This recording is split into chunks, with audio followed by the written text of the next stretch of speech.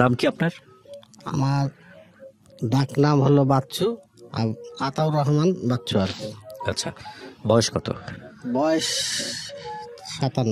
57 বছর বয়স। আপনি রেডিও শোনেন তার মানে? জি। নিয়মিত শোনেন। এবং আপনি এখানে আসার জন্য কবে থেকে ট্রাই করছেন এই গল্পটা এই বলার? গল্পটা আমি প্রায় 2-2.5 বছর থেকে শুনি রাতের বেলা।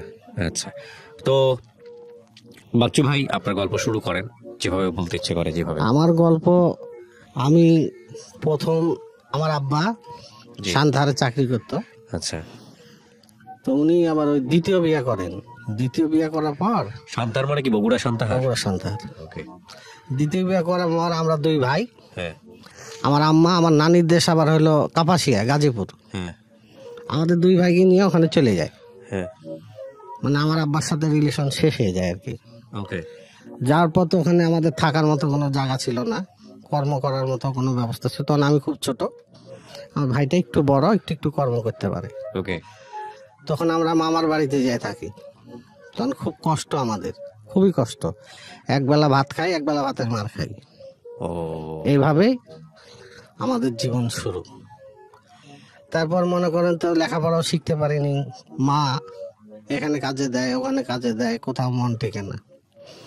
ছোট তো মানুষ, মনে করেন যে অর্ডার করার আগে খারাপ কথা বলে ফেলে। হ্যাঁ। তখন এরকম করে একটু যখন বড় হলাম, তো আমার যে ভাইরা, মানে আমার যে ওয়াইফের দোলা ভাই, ওর নাম ছিল রুস্তম বাউল। আচ্ছা। গান গাইতো, পালা গান গাইতো। ওকে। তখন উনি একদিন আমার মাকে মা ডাকতো। তো আমার মা বললো যে, এই রুস্তম, একদিন আমাদের বাড়িতে গান গাবি, আমরা সবাই মিলে কিছু টাকা তোকে দিব। তখন উনি আমাদের বাড়িতে যায়, গান গায়। সবাই 10 টাকা, 5 টাকা, 20 টাকা করে ওনাকে 100 টাকা দেয় আর কি। 100 টাকা দেওয়ার পর উনি আমাকে দেখে, ওই রুস্তম দেখে বলে, ছেলেটা কার মা? কয়, কেন, এটা তোর ভাই। কয়টাকে দাও তুমি, আমি মানুষ করি, আমি গান শেখাবো এটাকে। কয়, তুই লিবি? তুই লিয়ে যা। তো সেদিন বলে ওইভাবে চলে যায়। তখন মনে করেন যে একটু আমি শিয়ানা হয়ে উঠেছি আর কি। চলে যাওয়ার পর তখন আমাকে মা আবার খেতা কাপড় বাইন দেয় যে, যা তোর ভাইয়ের সাথে চলে যা। ওরা আবার ওই হাটে হাটে মানে গান গাইতো আর ওষুধ বিক্রি করতো আর কি। তো গেলাম, যে ওনার ওখানে থাকলাম। এটা কত বছর বয়সের গল্প আপনার? এইটা তখন আমার মনে হয় 12, 13 বা 14 এরকম হবে। তো ওনার বাড়িতে থাকি, ওই ভাবি এটা সেটা বললে করি, বাজার টাজার করি, আর উনি ডাকলে যাই। তারপর একদিন দুপুরবেলা খাইতে বসছি, তো ওই শানকিটা একটু ভাঙ্গা ছিল, মাটির শানকি ছিল আর কি, মানে এক কুলা ভাঙ্গা। খাইতে বসছি, তা আমি তো চিন্তাম না, নাম হলো হাজারা, ডাকনাম। তো হঠাৎ করে যে বলছে রুস্তম যে আছে ওনার ওয়াইফকে, যে এটা আবার কোত্থেকে ধরে নিয়ে আসলি। মানে আমার একটু মানে লজ্জা লজ্জা ভাব লাগলো। ওকে। বলছে, তোদের পাড়ার এই তুই চিনিস না? বলছে, না তো, আমাদের পাড়ার আমরাই চিনি না, বলে চলে গেছে। কিন্তু তখন ওই মানে পুরো মনে করেন একটা মানে যুবতী আর কি, মনে করেন যে শরীর, স্বাস্থ্য, চেহারা, দাঁত, আর হাসলে গালটা কানা হয়ে যেত। ওই মানে টোল পড়া। হ্যাঁ, টোল পড়া বলে। চুল টুল লম্বা, কালো, মানে মাঝারি কালো আর কি, খুব একটা কালো না। তখন মনে করেন যে অর্ধেক তাকায়, মানে মনে করেন যে আমার কেমন খুব একটা লজ্জা লেগে গেল। মানে আমি ভাত থেকে উঠতেও পারছি না, খাইতেও পারছি না। ওকে। দিয়া ওই আমার কাছেই বসলো, ধাপাস করে বসলো, মানে একটু চঞ্চল ছিল খুব, ধাপাস করে বসলো। তো আমি মনে করলাম কি রকম লজ্জা শরম নাই, একবার সে কাছেই বসলো, বসে একটু হেঁটে গেছি। হেঁটে যে খাইলাম কোনো মতো কষ্ট করে, খায়া ওই চলে গেল ওদের বাড়ি, আমিও চলে গেলাম আমাদের বাড়ি। আমি আর মানে কথা টথা বললাম না, কথা না বললে চলে গেলাম। পরে বিকালে আসলাম, আসে হচ্ছে ভাবি, ও মেয়েটা কে গো? কয়, চিনো না তুমি? ওটা আমার ছোট বোন। আপনার ছোট বোন? ওরা কোথায় থাকে? কয় যে কাছারি, ওখানে বাসা আছে, ওই বাসাতে থাকে। তা আসে ওই বাসার 4 সাইডে খালি ঘুরি, মানে ঢোকার সাহস পাই না, যেহেতু পরিচয় নাই, কি করে ঢুকবো। হ্যাঁ, একদিন দেখেছি, তখন একদিন ইয়া করি যে ভাবির সাথে যাব, হ্যাঁ তো চলে গেলাম সকালে ঘুম থেকে উঠে ভাবির কাছে, ভাবি আবার নাস্তা টাস্তা দিল, খাইলাম। হ্যাঁ তো ভাবি বলছে যে তুমি বাচ্চু তুমি একটু থাকো, আমি একটু মার কাছে যাব। তা আমি বলছি, আমি থাকবো কেন, চলেন আমিও যাব। ওকে এই তখন মনে করেন চলে আসলাম ওদের বাড়িতে, ঢুকলাম প্রথম প্রবেশ। হ্যাঁ তো যাই দেখে যাই ওই বাইরে বসে দুপুর বেলায় 11টার দিক খেতা শিলাচ্ছে। হুম আমার জিজ্ঞেস করলে এটা কে, হ্যাঁ এটা আবার কে, কোথেকে এনেছিস? হ্যাঁ। মানে ক্যানভাসের কাজ হলে যে একদিন কয়েকটাকে রাখে রাখে খাটায় খুটায় ওটাকে আবার বিদায় করে বিদায় করে দেয়, দেয়, হ্যাঁ। আবার আরেকটা ধরে। হ্যাঁ হ্যাঁ, তা আমি তো গান টান কিছু জানি না, নিয়ে যাই মজমাতে দাঁড় করায় বলে এইটা রেডিও সেন্টার থেকে এসেছে পালিয়ে, হ্যাঁ। একে দিয়ে গান শোনাবো।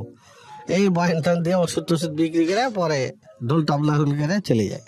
হ্যাঁ তখন মনে করেন যে আমি খালি অর্ধেক তাকায় থাকি, কিন্তু বুঝতে দেই না কেউকে বুঝতে দেই না। ওর দিকে মানে হচ্ছে নামটা কি? হাজারা হাজারার দিকে তাকিয়ে। হাজারার দিকে তাকায় থাকি, হুম। তো বুঝতে দেয় না। কিন্তু ব্যাপারটা বেশ 15-16 দিন গেছে পরে ভাবি বুঝতে পেরেছে, মানে আমি যার কাছে ছিলাম, হ্যাঁ। ওনার রস্তুর ওয়াইফ।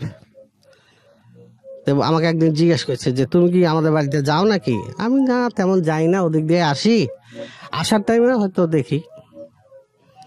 তো তখন তো মেয়েরা মনে করেন শাড়ি পরতো, বাংলা শাড়ি, হ্যাঁ বাংলা কুচি দিয়ে তো পরতো না, পায়ে স্যান্ডেল থাকতো স্বাভাবিক। আর ওই ব্লাউজ পরতো মনে করেন গোল গোল গোল হাতা ব্লাউজ। হ্যাঁ তোকে খুব সুন্দর লাগতো দেখতে। যে খালি বাড়ির 4 সাইড দিয়ে ঘুরতাম, কিন্তু আমার একটু বয়স কম ছিল, দাড়ি মোছ উঠে নাই, এই জন্য কিন্তু ওই আমাকে পাত্তা দিত না। হ্যাঁ ওই আমাকে পাত্তা দিত না, খালি এড়িয়ে চলতো, সবসময় আমাকে এড়িয়ে চলতো। হ্যাঁ তা আমি এখন কি করে আমাকে ঢুকি? তা আমি তো চিন্তা করলাম, আমি তো লেখাপড়াও তেমন জানি না, চিঠি মিটিও লিখতে পারি না। হ্যাঁ তা আমাদের এখানে আমার এক বন্ধু ছিল, আমার পাশের বাড়ি, ওবায়দুল নাম, আচ্ছা ও আবার কলেজে পড়তো। আচ্ছা তাকে বললাম, ভাই আমার একটা উপকার করে দিবি? বলছে কি উপকার? আমাকে একটা চিঠি লেখা দে না। চিঠি লেখে তুই কাকে দিবি?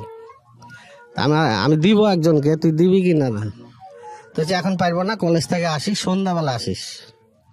হ্যাঁ তো আমাদের এলাকাতে তো আগে মনে করেন যে ওই ইয়ার ঘর ছিল, ওই কুশারের পাতার ঘর, হ্যাঁ আর ওই চাটাইয়ের বেড়া, উপরে কুশারের পাতার ছাউনি, চাটাইয়ের বেড়া। আর আমাদের বাড়িটা ছিল, মামার বাড়িটা কাপাসিয়া নদীর ধারে, ব্রহ্মপুত্র নদীর ধারে, ঈদের মাঠ ছিল পাশেই। সন্ধ্যাবেলা আর ওখানে গেলাম, যে বলছে যে কার কাছে চিঠি লিখবে আগে বল। তা আমি বললাম যে যে সিও সাহেবের বাড়ি আছে না, সিও সাহেবের বাড়ির পাশে যে আরেকটা টিনের ঘর আছে, ওই বাড়িতে একটা মেয়ে থাকে, ওর কাছে। তো কয় ওর নাম জানিস? আমি নাম তো জানি না। তো কি নাম দিয়ে লিখবি? কি লিখবি? তো আমি মনে করেন ওগুলো বলে দিই, আর ওই লেখে। লাস্টে একটা অন্য নাম দিলাম, মানে রিনা নামটা কিন্তু আমার দেওয়া, আর বাপ মান না।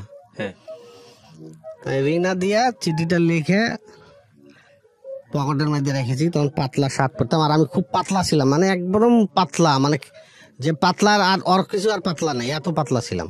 হ্যাঁ তো এই মনে কর চিঠিটা কোনা বাইর করে রেখেছি, মানে যাতে ও দেখতে পারে, চিঠিটা যেন ওই দেখতে পারে।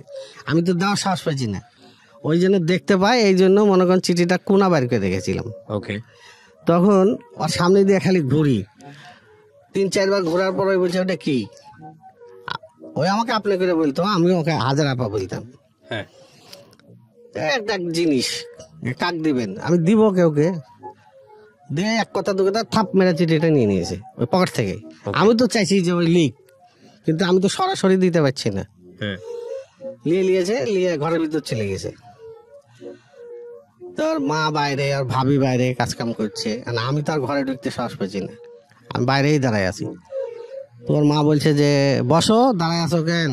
আমি যাই হোক একটু সুযোগ পাইলাম বসার। হুম তো একটা পিড়া দিল, কাঠের পিড়া, ওখানে বসলাম। ওই যে চিঠিটা আবার ঘরে পড়লো, পড়ে চিঠিটা লেখে দিয়েছে, কিন্তু ওর মার সামনে আর দিছে না। পরে আবার মনে করেন ঘুরতে বিকালবেলা দুপুরে বাড়িতে খাওয়া দাওয়া করে আবার বিকেলে ঘুমানোর অভ্যাসে না ঘুমাই চলে গেছি। জি যাই দেখছি ওরা বাড়িতে কেউ নাই। তখন বলছে এই চিঠিটা কার? আমি আছে একজনের। রিনা কে? আমি চিনবেন না আপনি। তা কইলেন আপনার চিঠি আপনি নিয়ে যান। তখন চিঠিটা আমি নিয়ে নিলাম, নিয়ে চলে আসলাম। তার পরের দিন 2-3 দিন পর আমার মা আমাকে বললো যে ইয়াতে যেতে হবে, বর্মির বাজারে যেতে হবে, ওখানে তোর বোনের বাড়ি আছে, আমার মামাতো বোনের বাড়ি, ওখানে যেতে হবে। হ্যাঁ। যে তুই কবে যাবি? আমি তো আজকে যাবো না মা, বুধবারে যাব। তো মা বললো ঠিক আছে, বুধবার হাটের দিন আছে, যাইস। এর মধ্যে আবার ওর দুলাভাই আসছে বাড়িতে, যে আমাকে নিয়ে গেছিল, হ্যাঁ। আইসেই আমাদের বাড়িতে আসছে। আচ্ছা। আইসে বলছে কি ব্যাপার, তুই চলে আসছিস কেন? তুই করে বলতো আর কি, আমি ছোট তো। তা আমি চলে আসবো না, আপনি আমাকে নিয়ে যায় জয়দেবপুর থুয়ে আপনি চলে গেছেন, আমার খাওয়া নাই দাওয়া নাই কিছু নাই, মানুষের বাড়িতে থুয়ে গেছেন, ওরা খাইতেও দেয় না ঠিক মতো। হ্যাঁ, কোনো মতো খায়, রাতে হাঁটতে হাঁটতে চলে আসছি দুপুরবেলা। বলছে আচ্ছা ঠিক আছে, তাই কালকে আমি চলে যাব, আমার সাথে যাবি না? আমি যাব। তো ওখানে রাজাবাড়ি হাট বলে একটা হাট আছে, ওই রাজাবাড়ি হাটের দিন আমাকে নিয়ে আসলো। জি। তা আসার টাইম আবার আমাকে বলেছে যে ওই ওনার শ্বশুর বাড়িতে থাকতে, মানে হাজারাদের বাড়িতে দাঁড়াইতে, ওখান থেকে আমাকে নিয়ে যাবে। তা আমি ওখানে আসলাম। আসার পর এখন ওর সাথে কথা বলবো কি সুযোগটাই পাইছি না। আর ওই তো মনে করেন যে আমার একটু মানে পাতলা পুতলা হ্যাংলা। ওই সময় তো বয়স কিরকম আপনার? আমার বয়স সেরকম নয়, 15-17, 15-16 এরকম আর কি। আচ্ছা, আচ্ছা। কিন্তু ওই ওর হাসিটা দেখলে আমার খুব ভালো লাগতো। আচ্ছা। মানে খুব একটা কালো না তো, মিচমিচে কালো, গালটা কানা হয়ে যেত, আর এই গলার কাছে থাক ছিল, 2-3টা থাক ছিল। আচ্ছা। দিয়ে এখন মনে করেন যে ওই পাত্তা দেয় না, ঘুরি ওর পিছে, যেদিক যাই সেদিকেই যাই, হ্যাঁ। ও যেদিক যাই সেদিকেই যাই, কিন্তু পাত্তা দেয় না আমাকে। এখন কি করি? আবার মনে করেন এরকম কয়েকটা চিঠি লিখে দিলাম। একদিন আমাকে বলছে এভাবে চিঠি দিয়ে না, মানুষ খারাপ বলবে। তখন কি করলাম, ওই পোস্ট অফিসে যে পিওন আছে, হ্যাঁ। ওকে বললাম যে ভাই, আমি বিয়ারিং চিঠি ছাড়বো, 4 টাকা করে লাগে, আমি চিঠির ভিতরে ঢোকাই দেবো, আপনি চিঠিটা এমন জায়গায় দিয়ে দিবেন। ওকে। দেওয়ার পর মনে করেন যে ঠিক ওই লোক হাসছে শুনে, বলে, কাক দিবা? আমি যে এই ব্যাপার, আমার বললাম যে ওর মেয়ের হাতে দিবেন। তো দিয়েছে পরে ওকে প্রশ্ন করে যাও, হাজারার বাবা বলে। হাজারার বাবার হাতে দিয়েছে। তখন সে প্রশ্ন করেছে যে এটা কে দিয়েছে, হ্যাঁ। তখন বলছে যে মুখ দিয়েছে। তখন আমাকে একদিন ডাকলো, রাস্তায় দেখা হইলো, সালাম দিলাম, কয় তুমি এগুলা করো না বাবা, এগুলা করলে আমার দুর্নাম হবে।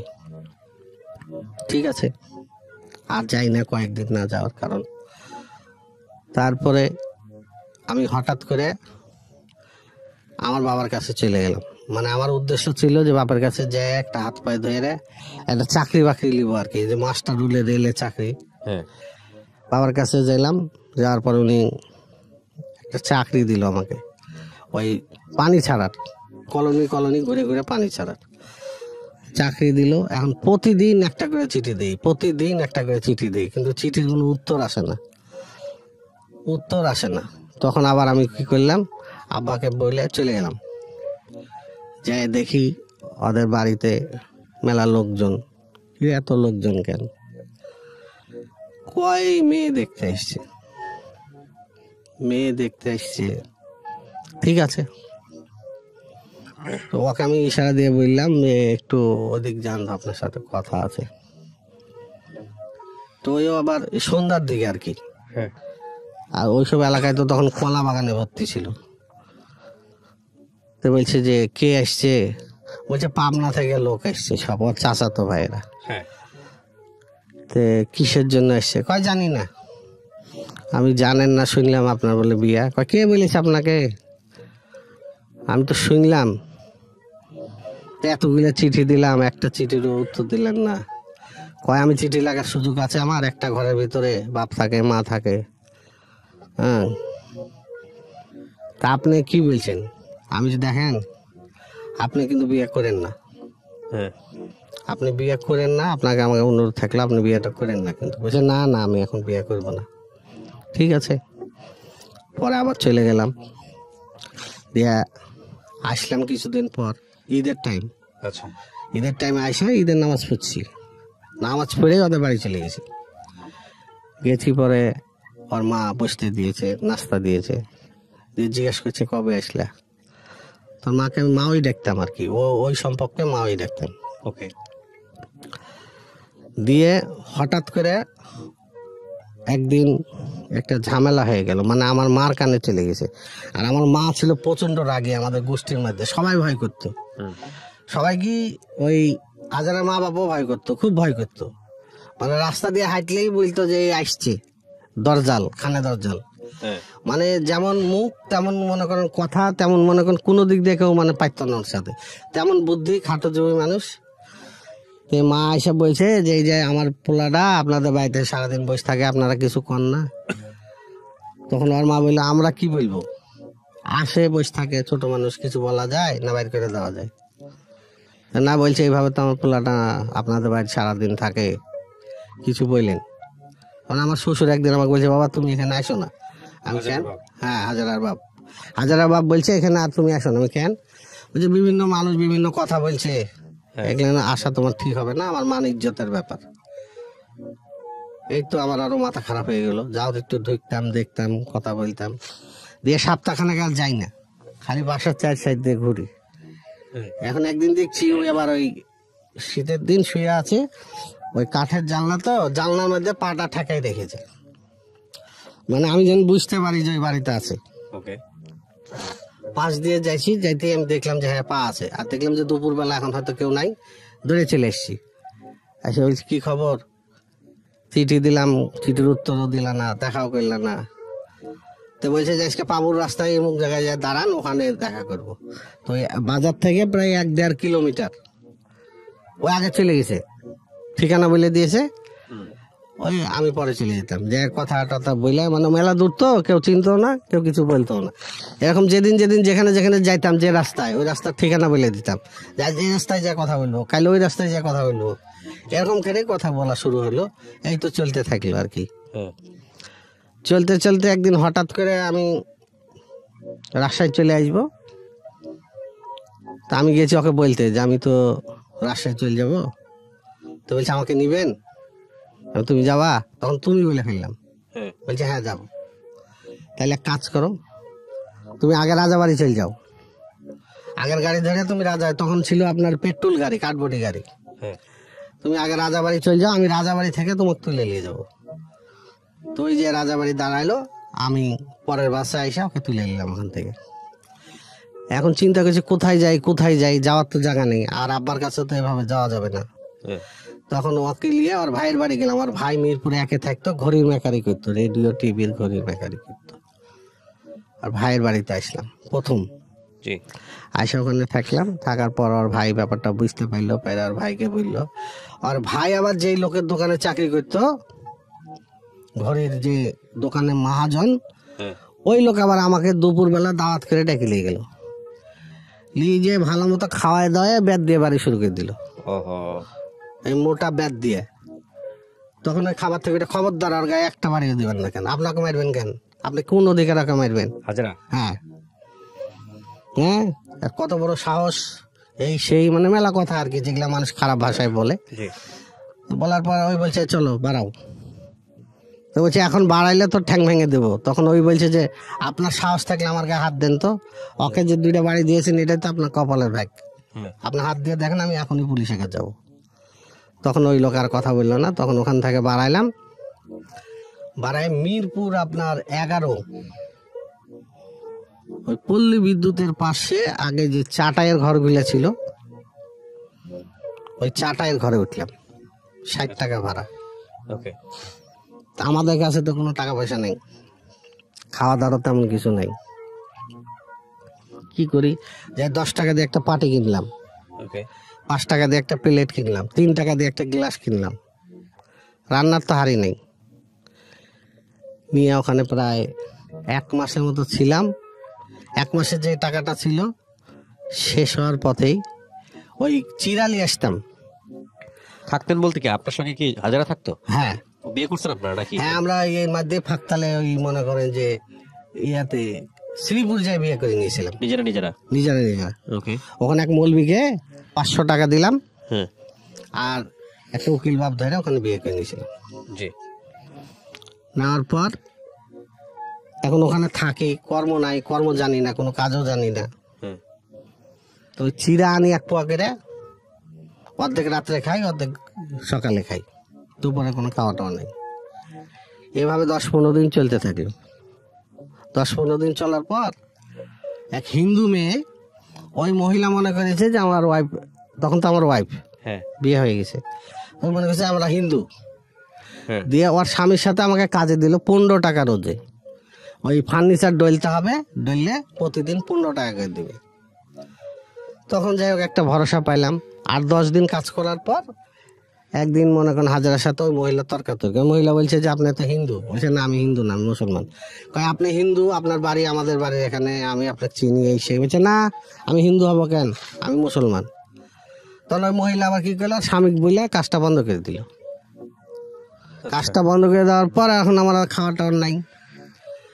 তখন আমি গেলাম যে এক জায়গায় একটা রিক্সা চাইলাম একজনের কাছে, দিল না, বলছে অপরিচিত লোক দেওয়া যাবে না। তো ওখানে এক রিক্সাওয়ালা ভাড়া থাকতো। তখন ওই রিক্সাতে চালাতে লাগলাম। তখন ওই বাড়ি থেকে বাড়ায়া ওই বাড়িওয়ালার বউ বলছে এই দেখো ড্রাইভার, ড্রাইভারের বউ কই রে, ড্রাইভার এই দেখো। তখন ওই বাড়া বলছে না তোমাকে এখানে থাকবো না, চলো বাড়ি চলে যাবো। বাড়ি চলে যাবো, এখানে থাকবো না, তুমি রিক্সা চালাতে পারবে না। ওকে চলে আসলাম বাড়িতে দুজনে। যাই হোক দুজনে একটু তর্ক বিতর্ক হলো, হওয়ার পর বাড়িতে চলে আসলাম। বাড়িতে এসে ওই চলে গেল ওর বাড়িতে, আর আমি চলে গেলাম আমার বাড়িতে। দুইজন দুই বাড়িতে। তখন ওকে বলছে যে তোরা কোথায় ছিলি, তো বলছে ভাইয়ার কাছে গেছিলাম। আর আমাকে বলছে তুই কোথায় ছিলি, আমি বললাম যে আমি সান্তার থেকে এসেছি। কিন্তু দুইজন দুই জায়গায় গেছি, যাই কিন্তু 3-4 ঘন্টা আর অত মন মানছে না। আর ওই আবার চলে গেছে ওর দুলা ভাইয়ের বাড়ি, আমিও চলে গেছি ওর দুলা ভাইয়ের বাড়ি। দুলা ভাইয়ের ওর বোন আবার ওই মাটির কোঠা দিচ্ছে। তো ওখানে যাওয়ার পর ওর বোন আবার ব্যাপারটা সন্দেহ করে ফেলেছে, কি রে যাওয়ার দিনও একসাথে গেল, আসার দিনও একসাথে আসলো, তাইলে তো নিশ্চয়ই এদের ভিতরে কোনো একটা ব্যাপার হয়ে গেছে। দিয়ে তখন এসে ওর মাকে বলল, যে মা এই ব্যাপার, ওরা দুজন যাওয়ার দিনও একসাথে গেল, আসার দিনও একসাথে আসলো, আবার আমার নাম ধরে ওই যে বাচ্চুর গামছা আমার কাছে, আবার ব্যাপারটা কি। তখন ওকে ধরেছে, ধরে ওর বোন ঝাঁটা দিয়ে 2-3টে বাড়ি দিয়ে বলছে সত্যি কথা বল তোরা কি। তখন ও বলে ফেলেছে ওই তো একটু মানে তেজ আছে ভালো, রাগ খুব। হ্যাঁ আমি বিয়ে করে দিয়েছি, তোরা কি করবি, তোরা কি করবি, আমি বিয়ে করে দিয়েছি। তখন ওর দুলা ভাইয়ের কানে গেল। ওর দুলা ভাই রাত্রেবেলা এসে ওকে ওর বাড়ি থেকে আর শ্বশুর ওদের বাড়ি থেকে নিয়ে গেল, নিয়ে যায় ঘরে আটকায় রাখলো 3 দিন। আটকায় রেখে ওর দুলা ভাই তখন মতে মতে মতে মতে মনে করেন ছেলে খুঁজছে। আচ্ছা তখন ওর দুলা ভাইয়ের সাথে এক ছেলে থাকতো, নাম হলো বকুল। ওই ছেলে বেশ মোটামুটি বয়স ভালো, 25-26। হ্যাঁ ওই ছেলের সাথে বিয়ে দেওয়ার জন্য ওরা মনে করেন সব রেডি করে ফেলেছে, আমার শ্বশুর, আমার ভাইরা আর আমার জেঠাশ। সব রেডি করে ফেলেছে, কালকে বিয়ে হবে, সব কথাবার্তা সব মানে সবই কমপ্লিট। হ্যাঁ সারা রাত ঘরে আটকে রেখেছে, এ আর বাড়াইতে পারেনি। ওকে বাড়াইতে যখন পারেনি, ভোরবেলা যখন আজান দিবে, তখন ওর বোনকে বলেছে যে দরজা খোল, আমি বাথরুমে যাব। বাথরুমের কথা বাড়াইছে, বাড়ায় ধরেন এখান থেকে এই 1.5 কিলো, 1-1.5 কিলো হবে। এক দৌড় মেরেছে।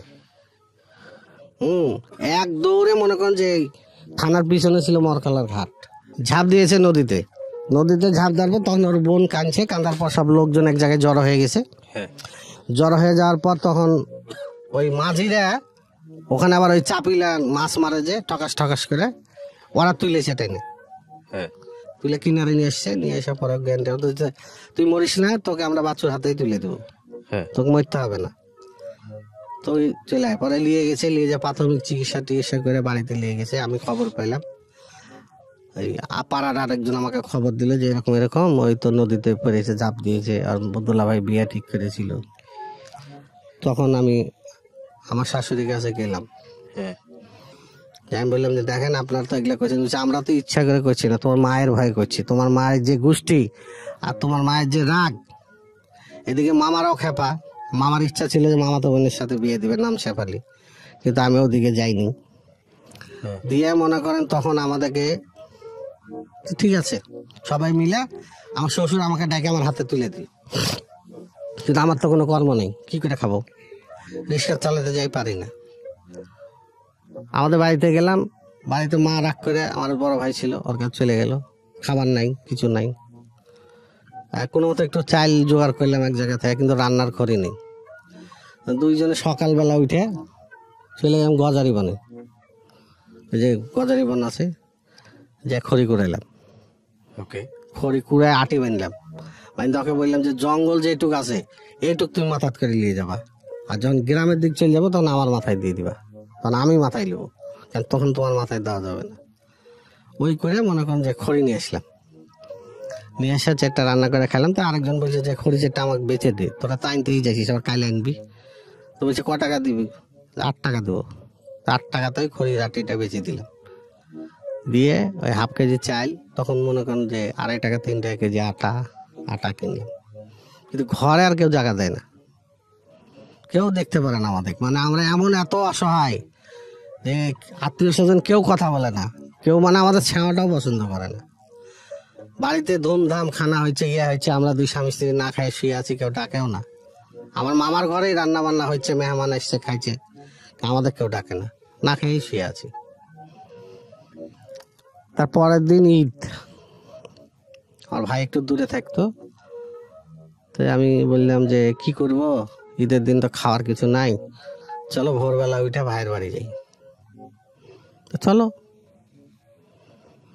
এই হাঁটা দিলাম প্রায় 12 মাইল রাস্তা হেঁটে গেলাম। যে কেবল বাড়িতে উঠেছি, আমার পরনে একটা ভালো লুঙ্গি নেই, ছিঁড়া লুঙ্গি দেখে লুঙ্গিটাকে ডাবল করে গিট্টো দিয়েছি। আর পরনে একটা ভালো শাড়ি নেই, এই 30-35 টাকা দামের শাড়ি। ইয়ং মেয়ে,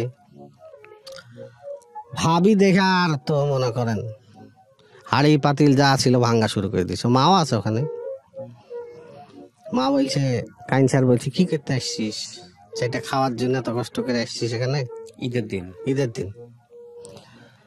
তা আমি আর কথা বলছি না, কয় যা চল যা, এনে থাকিস না।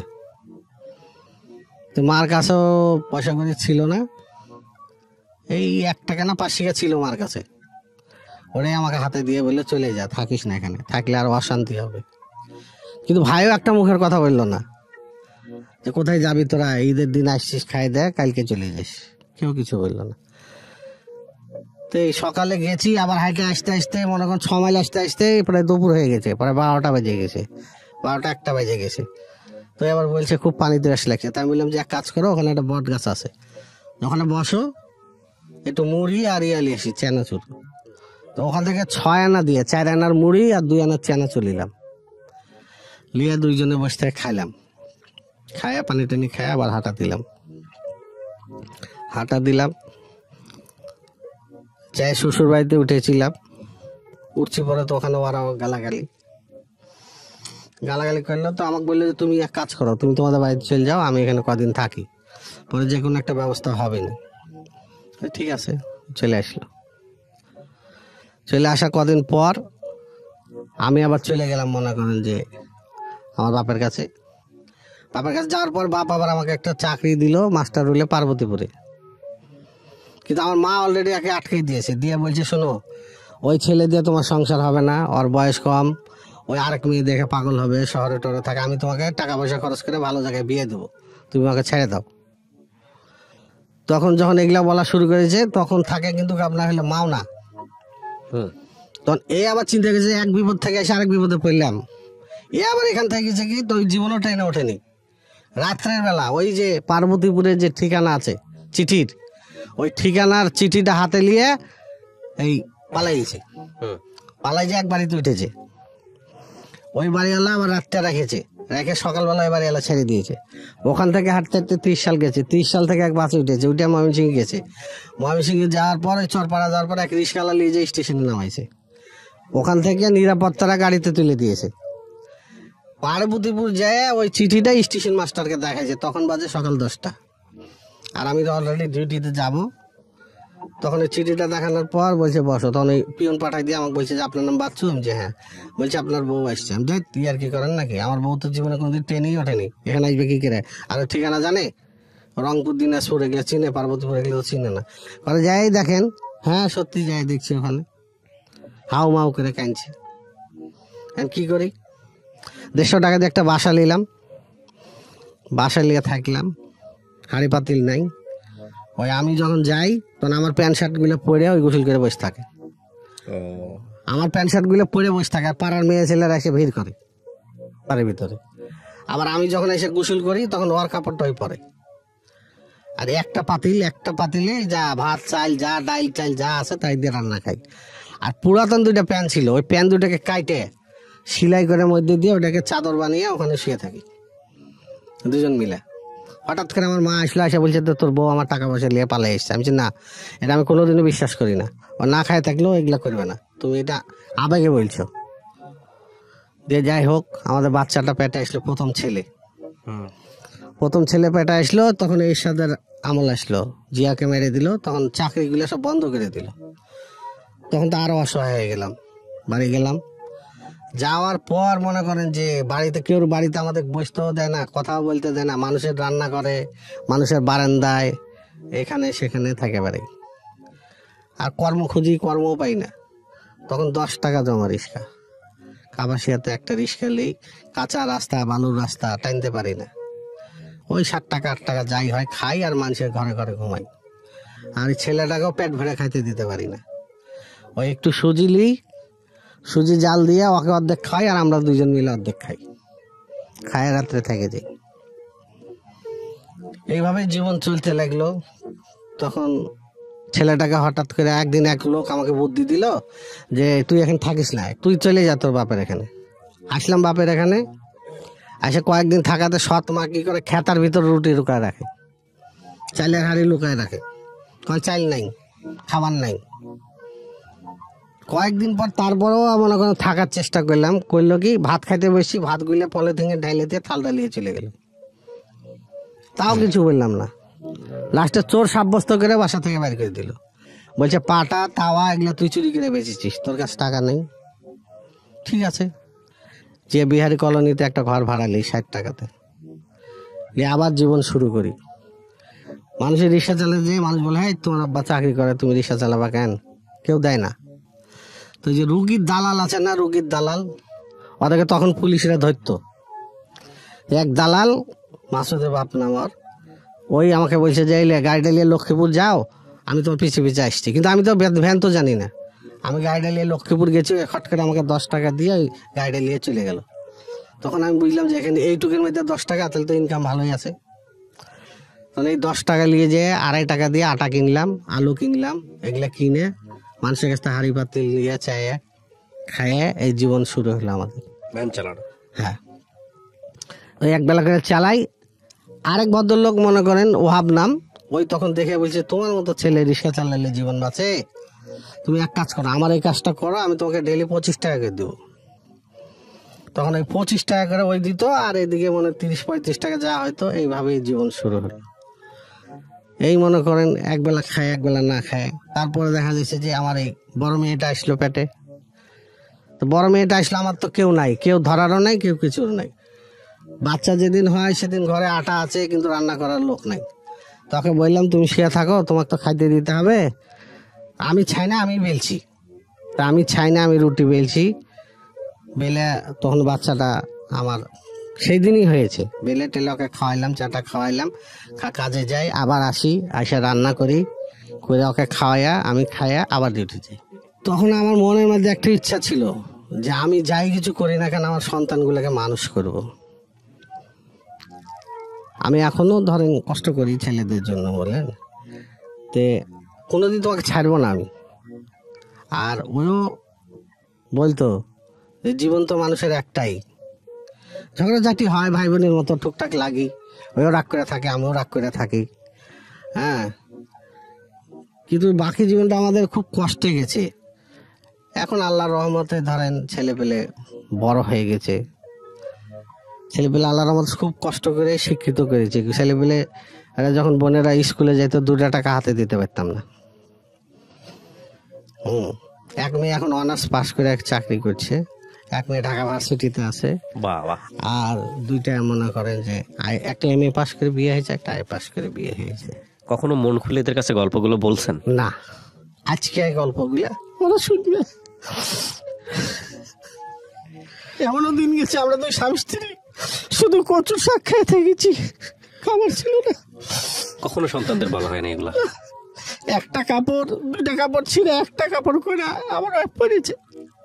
দুইটা কাপড় একসাথে জুড়ে দিয়ে।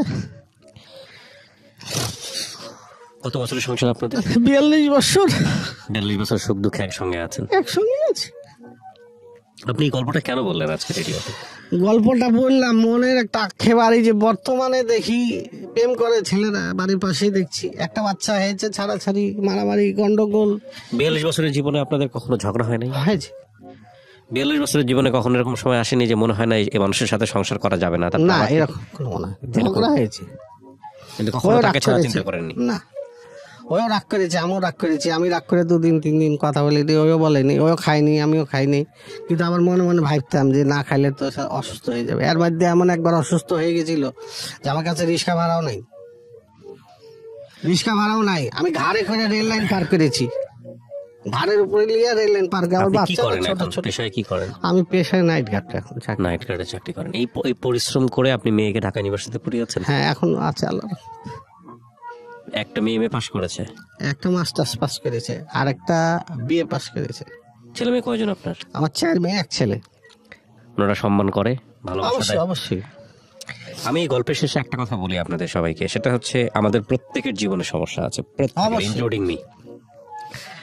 আমাদের যে কথাটা আমি বহুবার বলেছি রেডিওতে, সংসার নিয়ে জ্ঞান দেওয়ার মতো আমি আসলে আজকের এই অনুষ্ঠানে কিছুই বলতে চাই না, কারণ আমার সামনে যে বসে আছে সে এক মহাসাগর পাড়ি দিয়েছে, আমার চাইতে অনেক বেশি অভিজ্ঞ। কিন্তু একটা জিনিস বোধহয় খুব কমন আমি বিভিন্ন জায়গাতে পেয়েছি, সেটা হলো আমরা আসলে যাদের জন্য জীবনটা উৎসর্গ করে দিই তারা আমাদের গল্পগুলো জানে না। এই যে বাচ্চাদের সামনে কখনো বলা হয়ে ওঠেনি, বাচ্চারাও কখনো হয়তো ওইভাবে শুনতে চায়নি। হ্যাঁ, তো আমার মনে হয় যে সময় পেলে একটু বাচ্চাদেরকে বাবা মার এই যে স্ট্রাগলের গল্পটা একটু হলেও শোনানো উচিত, বয়স বুঝে। এতে করে তারা মেন্টালি অনেক বেশি ম্যাচিউর হবে। আমি আপনার প্রতি অনেক বেশি ভালোবাসা জানাই, শ্রদ্ধা জানাই। আপনি রাজশাহী থেকে কষ্ট করে আজকে এখানে আসছেন আপনার এই গল্পটা বলার জন্যে, এবং এই গল্পটা থেকে অনেক কিছু শেখার আছে আমাদের। আমরা অবশ্যই গল্পটা প্রচার করব, এবং আমি আপনার জন্য দোয়া করি জীবনের শেষ দিন পর্যন্ত আপনাদের দুইজন একে অপরের সাথে থাকেন, এই ভালোবাসা নিয়ে থাকেন। অনেক ভালো থাকবেন আপনি। আমি যেখানে যাই ওকে সাথে নিয়ে যাই, বাজারে গেলেও ওকে সাথে যাই। আমি ওনার একটা ছোট্ট সাক্ষাৎকার নিব প্রিয় দর্শক এবং শ্রোতা। এই মুহূর্তে উনি ওনার স্ত্রীকে সাথে করে নিয়ে আসছেন, একটু ওনার সঙ্গে আমি কথা বলবো। কেমন আছেন আপনি? আলহামদুলিল্লাহ। আপনার নাম ভালো কি? আছেন? জি আমি ভালো আছি। আমার নাম মোসাম্মদ হাজারা খাতুন। উনি আপনার স্বামী না? জি। এই যে 41-42 বছর যাবত একসঙ্গে আছেন, আবার আজকে এখানে আসছেন, সারা জীবনে যে এত কষ্ট করছেন, এই মানুষটার প্রতি অভিমান হয় না যে বিয়ে করে বোধহয় জীবনে এত, এনাকে বিয়ে না করলে এত কষ্ট সহ্য করতে হতো না, এরকম ফিল হয় না? মেয়েরা তো সংসারে একটা টুটা ঝামেলা হলেও তোমাকে বিয়ে করে আমার জীবনটা শেষ হয়ে গেল, না, পুরুষদের প্রতি এই হচ্ছে অভিযোগ। হ্যাঁ, এটা আমাদের দুইজনেরই ভাগ্যে লেখা ছিল। আমি আপনাদের গল্প শুনলাম 30-40 মিনিট শুনেছি। আমি জানি এই গল্প 30-40 মিনিট না, 3-4 ঘন্টা শুনলেও শেষ করার মতো না। আমি খুব অবাক হয়েছি আপনাদের এই ভালোবাসা দেখে, অসাধারণ অসাধারণ। এবং আপনার ছেলেমেয়েরা মাশাআল্লাহ এখন সবাই মোটামুটি লেখাপড়ার দিক থেকে এগিয়ে গেছে। দোয়া করবেন। জি, আমি অবশ্যই দোয়া করব। আর আপনারা রাজশাহী থেকে কষ্ট করে আসছেন আজকে রেডিওতে সারা দেশের মানুষকে জানানোর জন্য, আমি খুবই সম্মানিত বোধ করছি আপনাদের এই সাথে বসতে পেরে, কিছুক্ষণ জানতে পেরে। আপনি অনেক ভালো থাকবেন, ঠিক আছে? আর আপনার স্বামী অনেক ভালো মানুষ। হ্যাঁ, আপনিও অনেক ভালো মানুষ। আপনাদের দুইজনের জন্য অনেক দোয়া থাকলো। আচ্ছা, দোয়া করবেন। জি।